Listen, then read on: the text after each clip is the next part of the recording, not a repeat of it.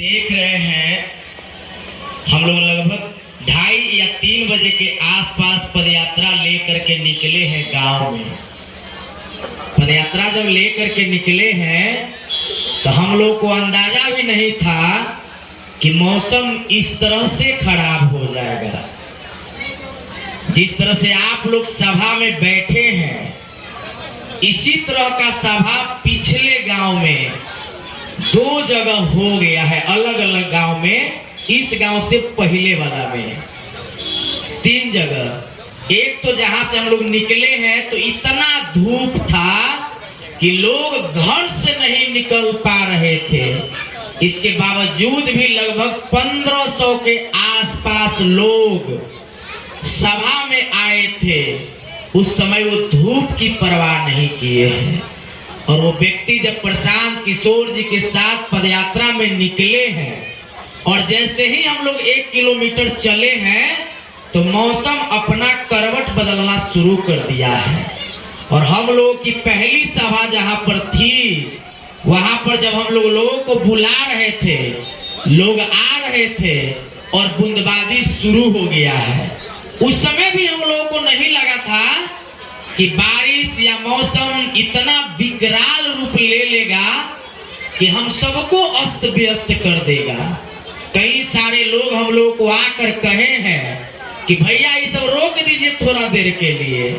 प्रशांत किशोर जी को भी जाकर बोले हैं कि भैया बैठ जाइए कहीं पर, मौसम बहुत खराब हो गया है और मौसम विभाग से सूचना आया है कि इस इलाके में बहुत तेज से तूफान के साथ में बारिश आने वाला है।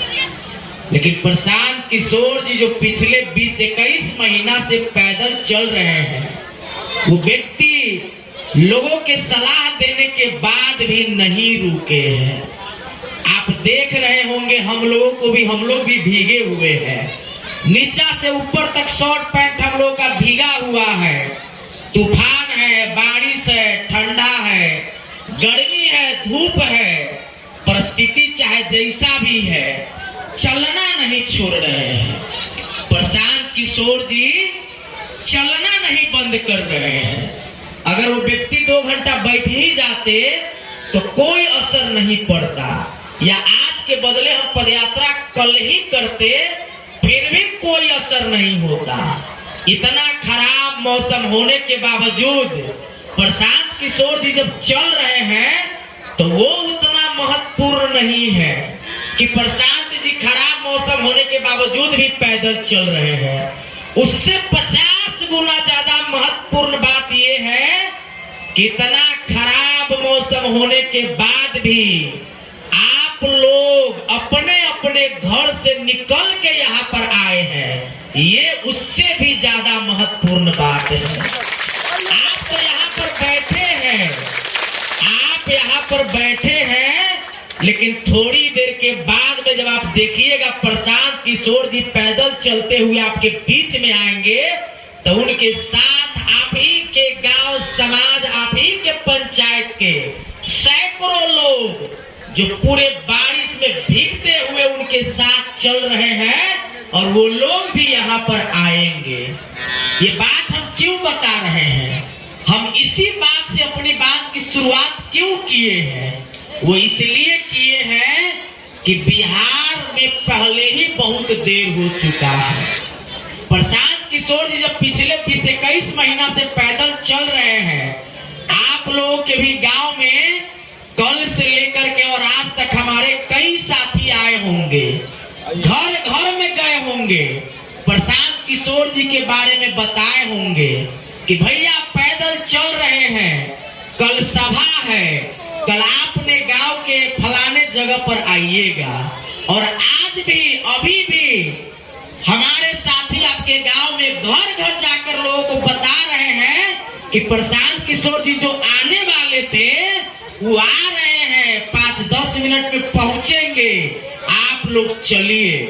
ऐसा क्यों कहा जा रहा है?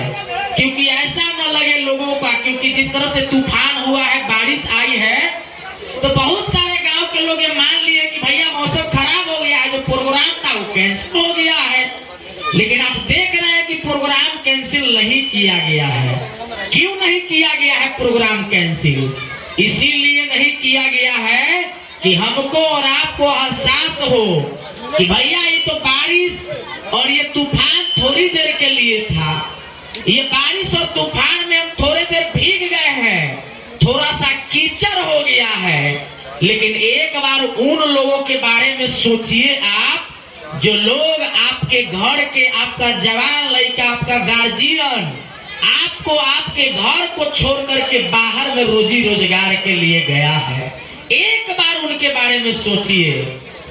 हम बारिश हुआ, तूफान आया तो हम घर में छिप गए हैं, लेकिन जो लोग बाहर में काम करने गए होंगे, कोई 10 मंजिला बिल्डिंग पर होगा, कोई खेतों में धान रोप रहा होगा, कोई फैक्ट्री में काम कर रहा होगा। आप एक बार सोच करके देखिए कि जो व्यक्ति 10 मंजिला बिल्डिंग पर कोई काम कर रहा होगा और इस तरह के तूफान में अगर पकड़ा जाए तो उसका दुर्दशा क्या होगा। आप यहाँ पर जितने लोग बैठे हैं, ज्यादातर लोग किसानी करते हैं। हम भी किसान के बेटा है, हम भी किसान परिवार से ही बिलोंग करते हैं। हमारे पापा बहुत साधारण किसान हैं। खेत में काम करते हुए जब इस तरह की बारिश आती है, इस तरह का तूफान आता है, तो छाती पर हाथ आ जाता है कि पता नहीं कि हम घर पहुंचेंगे कि नहीं पहुंचेंगे। जबकि वो घर से ज्यादा दूर नहीं है, वो घर से निकल के अपना सरेहा में गए हुए हैं। लेकिन आपके घर का लड़का, हमारे जैसन जवान आदमी, घर का लड़का जो बाहर में गया है कमाने, इस तरह का तूफान हो जाए, चाहे वहां पर कोई संकट आ जाए, वो चाह करके भी आपके पास नहीं पहुंच पाएगा। ऐसा क्यों है? क्यों हमारे घर के लोग बाहर जा रहे हैं कमाने?